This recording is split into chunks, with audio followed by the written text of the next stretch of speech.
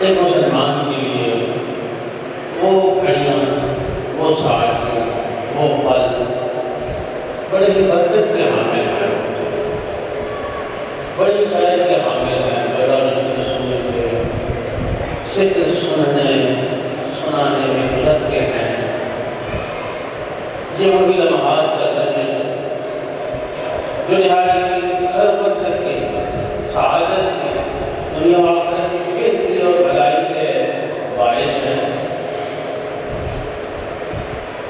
ابھی میں تشریف لائیں گے انشاءاللہ کتاب کے لیے۔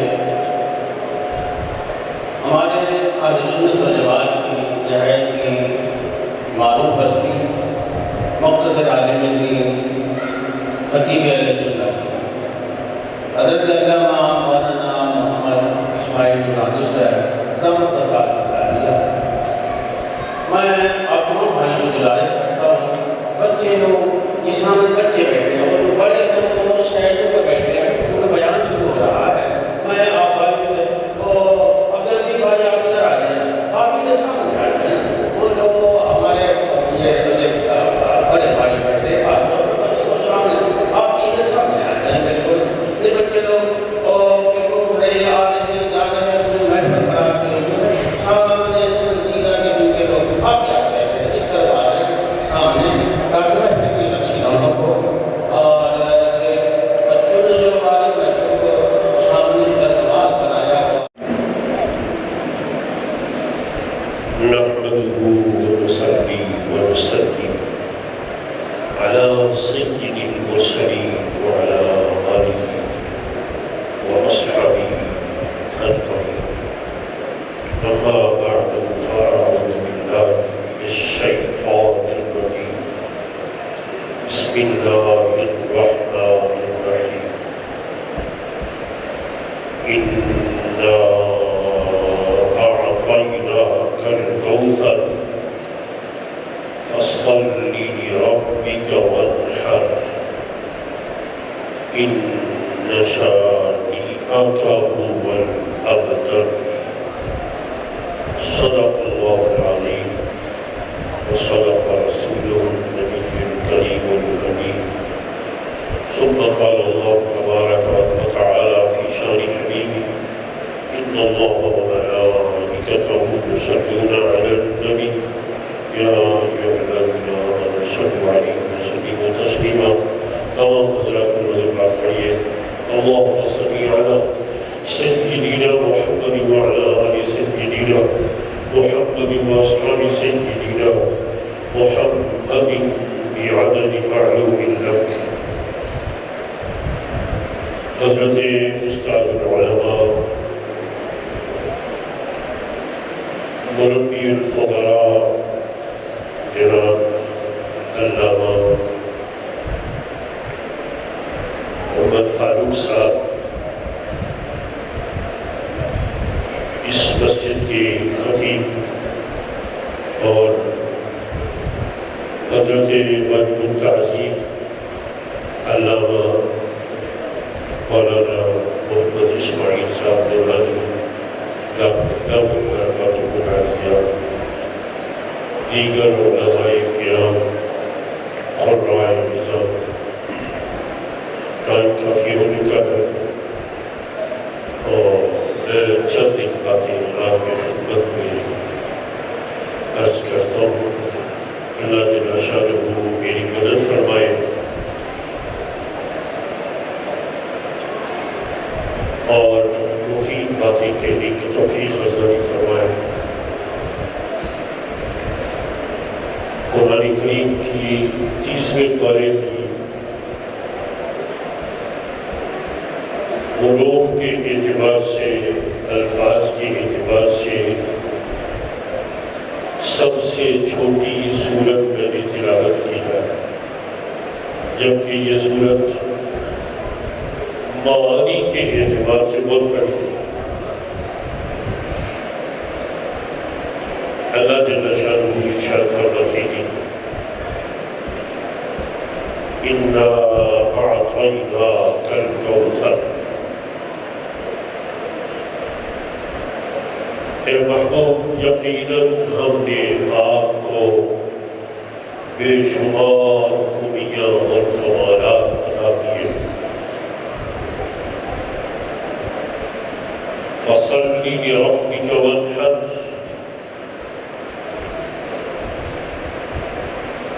یہ بت پرست اور مشرک لوگ بتوں کے لیے جانور ذبح کرتے ہیں اور بتوں کے سامنے سجدہ ہوتے ہیں۔ فصلی لربک وانحر، آپ اس رب کی بارگاہ میں سجدہ کریں اور اس رب کے لیے قربانی دیں جس نے آپ کو ساری مخلوق کا مولا بنا دیا۔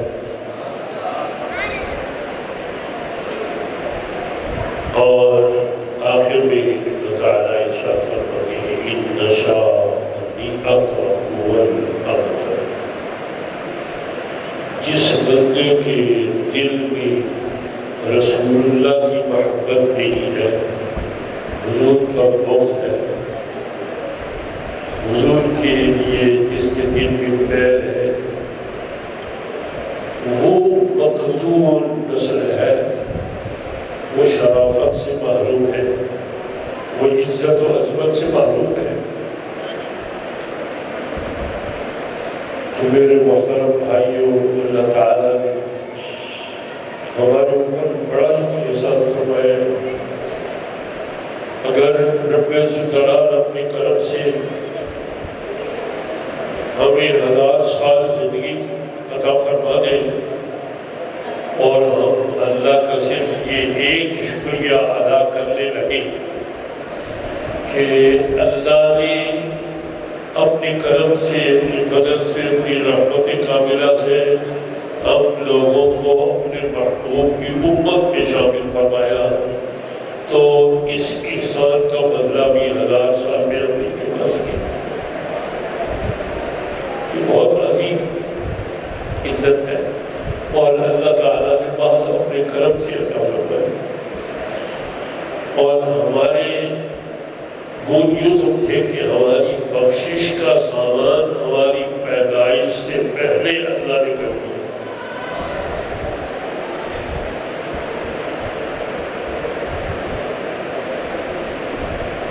حضرت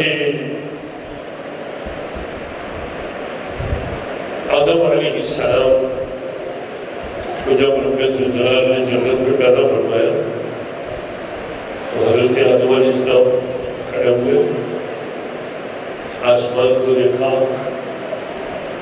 آسمان پر جس طرح سورج چمکتا ہے اس طرح ایک عبارت آپ نے دیکھی، وہ چمک رہی تھی سورج کی طرح، اور وہ عبارت کیا تھی؟ لا الہ الا اللہ محمد رسول اللہ۔ حضرت آدم علیہ السلام نے عرض کی، مولا تو نے میری تخلیق کو مناسب سمجھا، مجھے پیدا فرمایا، میں تیرا اس پر شکر ادا کرتا ہوں، میں تیرا شکر گزار دیتا ہوں۔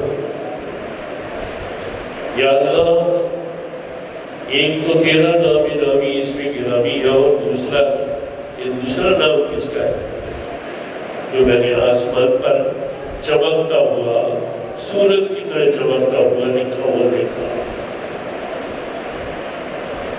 اللہ جل شانہ نے ارشاد فرمایا، اے آدم، یہ تیری اولاد میں سے ہے، تیرا بیٹا ہے، لیکن یہ تیرے بہت سال بعد میں آئے گا دنیا میں۔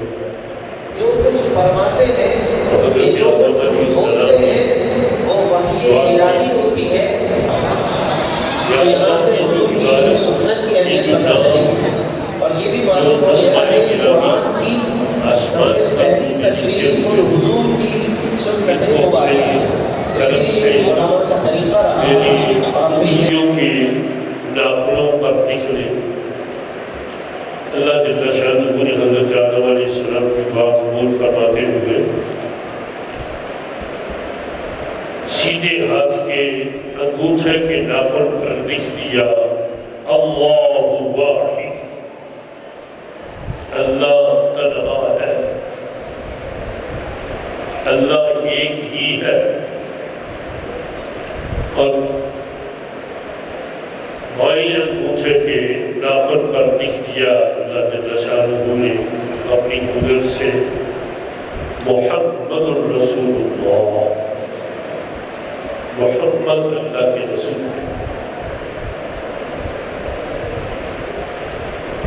حضرت آدم علیہ السلام کو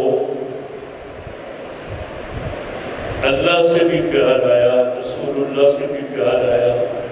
حضرت آدم علیہ السلام نے دونوں انگوٹھوں کے ناخن چوم کر اپنی آنکھوں پر بھرے۔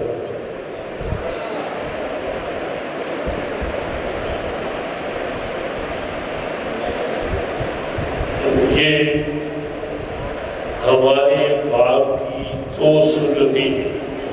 ایک سنت تو یہ ہے کہ محمد رسول اللہ سے پیار کرنا، یہ ہمارے باپ حضرت آدم علیہ السلام کی سنت ہے۔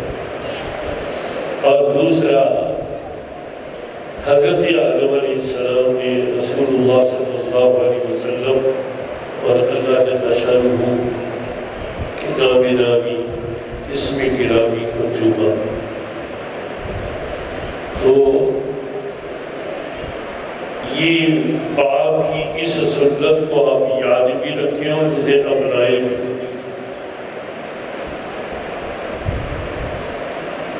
میں یہ عرض کر رہا تھا کہ ہم پوری مجموعی کائنات میں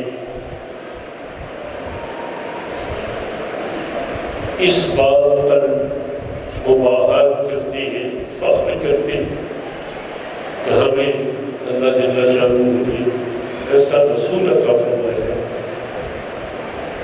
کہ جس کا نام نامی، اسم گرامی محمد ہے۔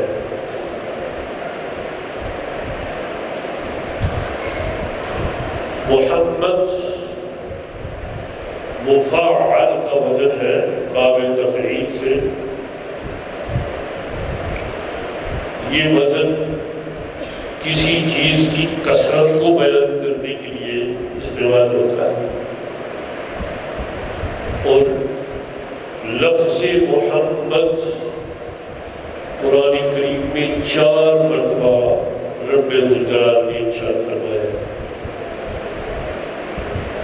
لیکن اگر وہ ایک دفعہ بھی ارشاد فرما دیتا تو یہ محمد کس نے کہا ہے؟ اللہ نے کہا، اور 4 مرتبہ کہا ہے۔ بھائی اللہ نے سچ بولا ہے یا نہیں؟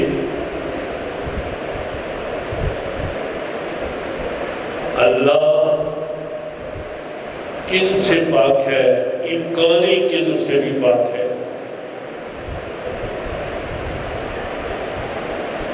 اللہ نے 4 مرتبہ قرآن کریم میں رسول اکرم صلی اللہ علیہ وسلم کو محمد کہا، اور قرآن کریم میں درجنوں مرتبہ یہ موجود ہے، ان اللہ علی کل شیء قدیر، بے شک اللہ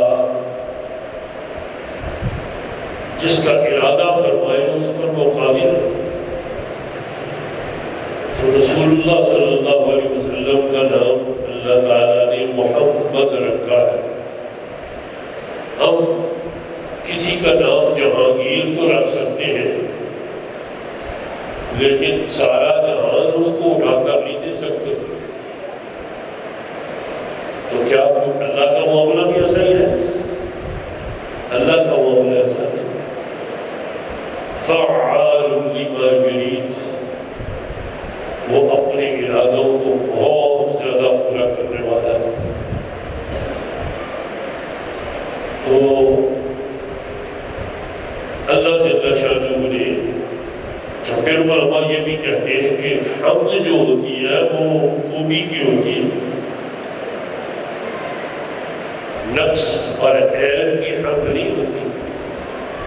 کوئی نہیں کہتا کہ جب سے تیری کہانی آپ نے کی ہے تو میرا دل کا حال نہ پوچھ، یہ کوئی نہیں کرتا۔ رسول اکرم صلی اللہ علیہ وسلم جیسا کہ میرے پیشرو اور میرے ہمدم حضرت استاد العلماء مولانا محمد اسماعیل صاحب فرما رہے تھے کہ اللہ تعالیٰ نے بڑی خوبیاں عطا فرمائی۔ ہم یہی کہہ سکتے ہیں کہ بڑی خوبیاں عطا فرمائی، ہم خوبیاں گن نہیں سکتے۔ حضور میں اتنی خوبیاں، اتنے کمال ہیں کہ ہم گن نہیں سکتے۔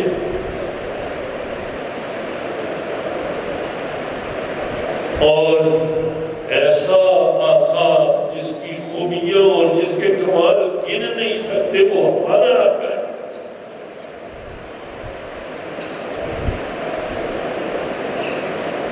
تو میرے محترم بھائیوں،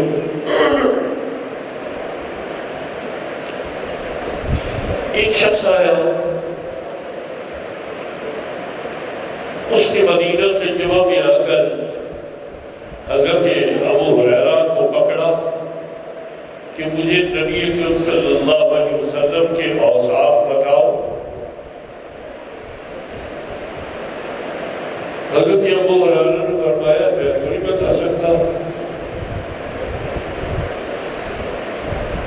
حضرت علی کے گھر لے گئے اس بندے کو، دروازہ کھٹکھٹایا، سیدہ فاطمہ طیبہ طاہرہ نے اندر سے آواز دی، کون؟ عرض کیا ابو ہریرہ، ایک بندہ کسی ملک سے آیا ہے، وہ سرکار کے اوصاف پوچھ رہا ہے۔ تو میں نے اس کو کہا ہے میں نہیں بتا سکتا، میں آپ کو حضرت علی کے پاس لے چلتا ہوں۔ اور حضرت علی اتنے بڑے محقق عالم ہے کہ حضرت علی کے قول میں نے پڑھا ہے، آپ فرماتے ہیں اگر میرے کاموں سے آپ لوگ مجھے فارغ کر دو تو 70 اونٹ گاڑیاں میں سورہ فاتحہ کی تفسیر سے پڑھ ڈالوں۔ وہ نہیں پڑھتا۔ سیدہ فاطمہ طیبہ طاہرہ نے فرمایا حضرت علی فلاں جگہ پر ہیں، ان کے پاس لے جاؤ۔ یہ بات سمجھنے کی ہے۔ مختصر حضرت علی کے پاس پہنچے، اس شخص نے کہا میں حضور کے اوصاف کا سوال کرتا ہوں آپ سے، حضور کے اوصاف حمیدہ مجھے بتائیں۔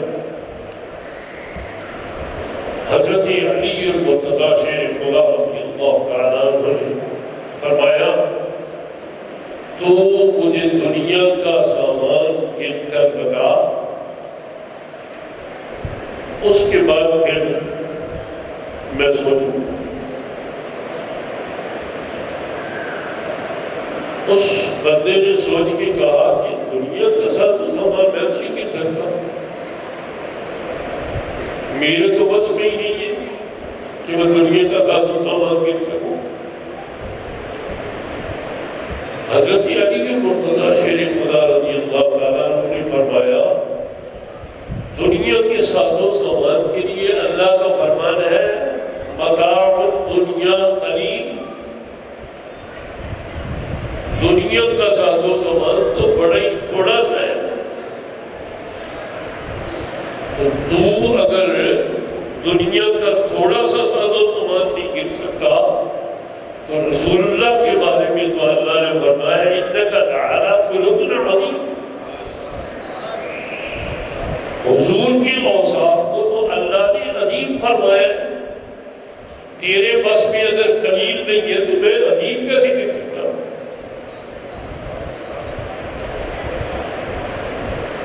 تو ہمارے آقا والا وہ ہے جن کے اوصاف عظیم ہیں۔ اور جملہ رسول ہادی مرحق کے گزشتر پر فضل تو ہے ختم رسول اللہ گواہی،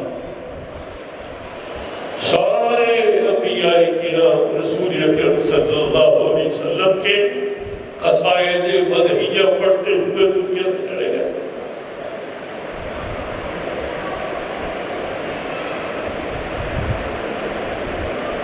میرے سے پہلے علامہ صاحب فرما رہے تھے کہ سنت کی سمجھ آئے تو بھی کر لو، اور نہ سمجھ آئے نہ فائدہ اس کا معلوم ہو تو بھی کر لو۔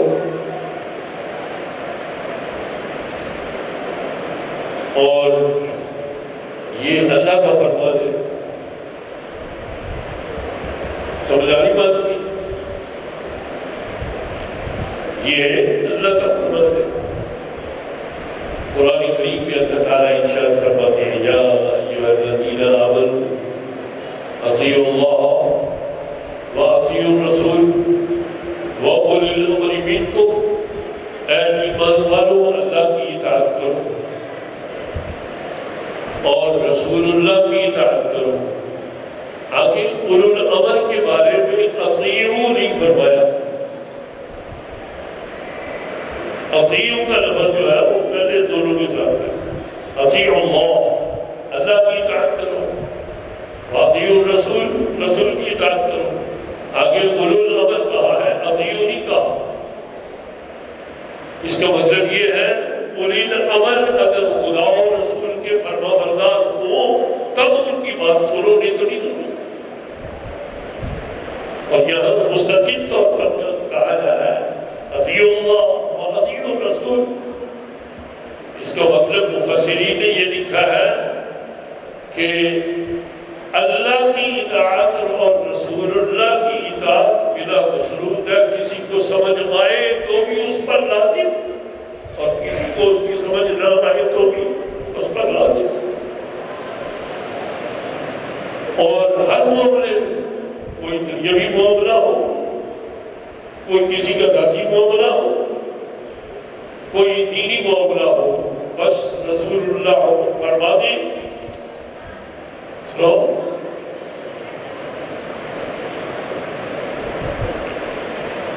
22ویں پارے میں اللہ تعالیٰ کا ارشاد ہے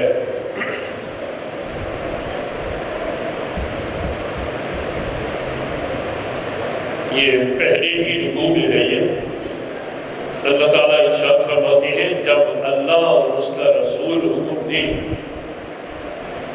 ما کان لهم الخیار،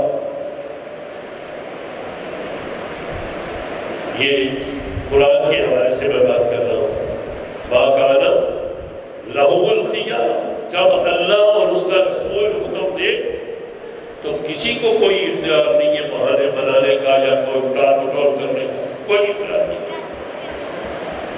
اور جس نے خدا و رسول کی اطاعت سے رخ پھیرا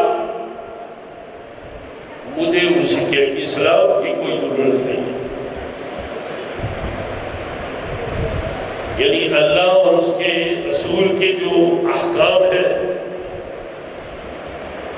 وہ کسی عالم کا واز جو ہے اس کی طرح نہیں ہے، کسی کی سمجھ میں آئے تو بھلے لگے تو کر لو، نہیں تو نہ صحیح، ایسا نہیں۔ اللہ فرماتے ہیں ما کان لهم الخیار، کہ جس کو رسول اللہ فرما دیں، حضور نے ایک غلام کے لیے فرمایا ہے کہ سرکار کو کہ تو اپنی بیٹی کا نکاح اس کے ساتھ کر دے، اس نے کہا میں سوچ کے پھر آتا ہوں، میں سوچ کے پھر آتا ہوں حضور کی خدمت میں۔ تو جبریل امین یہ آیت لے کر آئے کہ جب اللہ یا رسول اللہ کا حکم پہنچ جائے ما کان لهم الخیار، پھر اسے کوئی اختیار نہیں ہے سوچنے کا۔ اور جو خدا و رسول کو کہنا نہیں مانتا اس کے ایمان اسلام کی خدا کو کوئی ضرورت نہیں ہے۔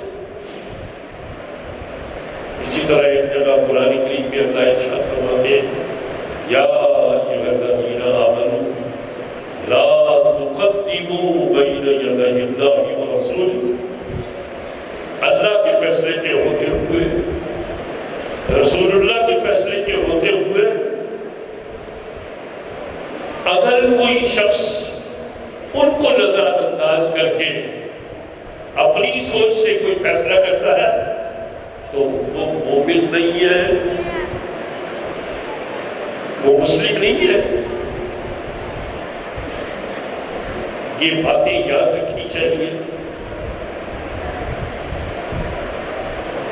مومن وہ ہے کہ اسے سمجھ آئے یا نہ آئے، یہ سمجھ آنے کی قید نہیں ہے، شرط نہیں ہے۔ اللہ نے بڑے صاف لفظوں میں ارشاد فرما دیا ما کان لکم الخیار۔ اور علامہ صاحب یہ فرما رہے تھے، بڑی اچھی بات کہی انہوں نے کہ علم کو فروغ دینا چاہیے۔ جو کمال علم کے اندر ہے وہ دنیا کی کسی چیز کے اندر نہیں ہے، اور جو نفع علم کے اندر ہے وہ دنیا کی کسی چیز کے اندر نہیں ہے۔ ایک شخص رسول اللہ کے پاس بیٹھا ہوا تھا، حضرت اسرائیل علیہ السلام حضور کی خدمت میں سلام کے لیے حاضر ہوئے،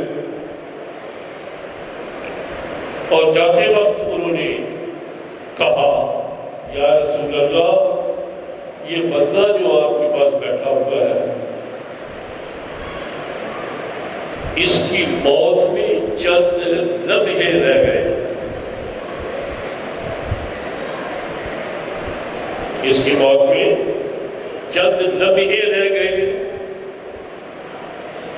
یہ کہہ کر اسرائیل چلے گئے۔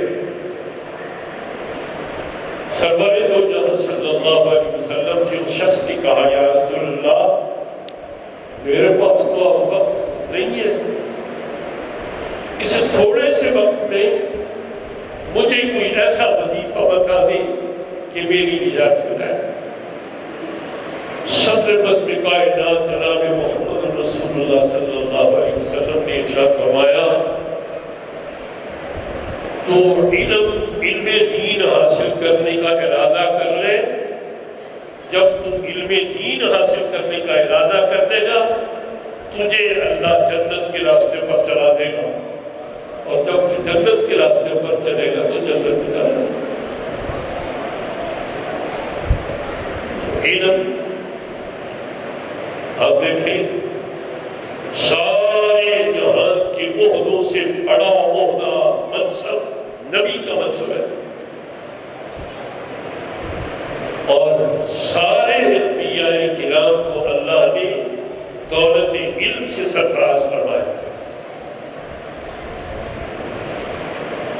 اور کوئی بھی نبی ایسا نہیں ہے دنیا میں آیا کہ وہ جس قوم کی طرف آیا ہے اس کے کسی آدمی نے نبی کو لاجواب کر دیا ہو، ایسا کوئی نہیں۔ تو اللہ نے اپنے دوستوں کو کیا دیا؟ علم دیا، اس لیے علم کے در پہ ہونا چاہیے، اور علم سے انسان کی قوت ہے، انسان کی عزت ہے، انسان کی عظمت ہے، انسان کی شرافت ہے، علم سے۔ یہ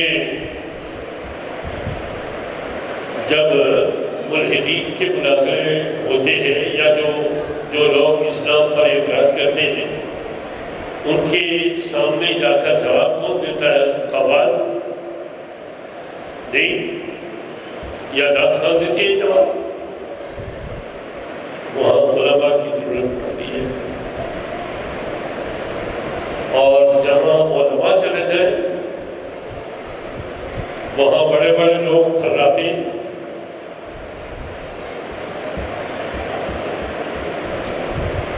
علم کے اندر کمال ہے کہ ہماری بہت بڑی خامی اور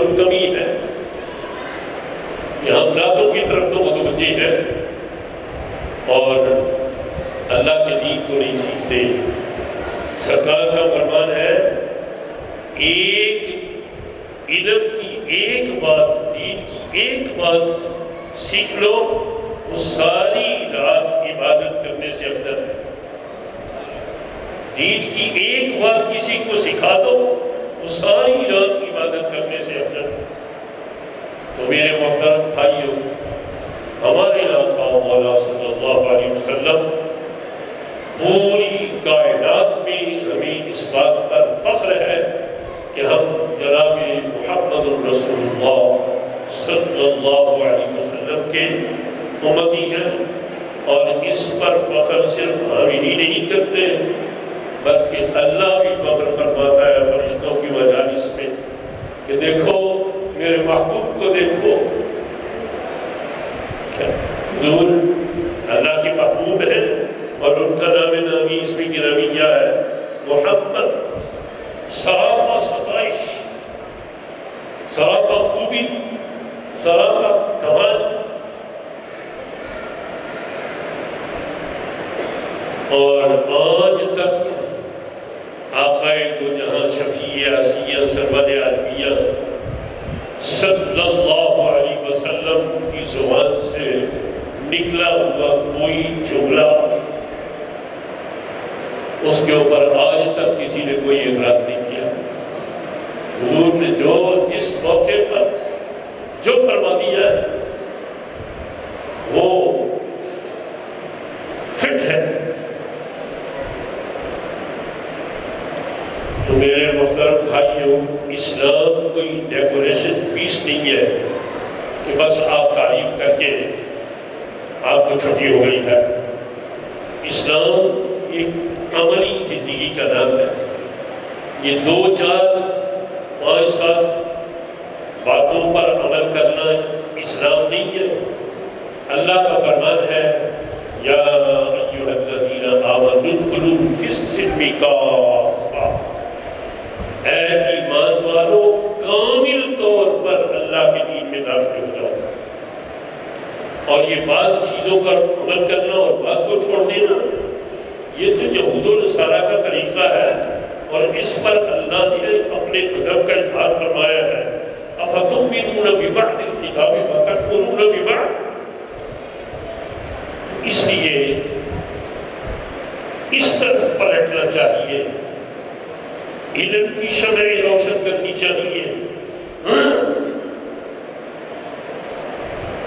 ہمارے آقا مولا صلی اللہ علیہ وسلم اعلیٰ حضرت فرماتے ہیں تیرے سامنے یوں ہے دبے دچے فصحاء عرب کے بڑے بڑے، جی کوئی جانے کے منہ میں زبان نہیں بلکہ جسم میں جانے۔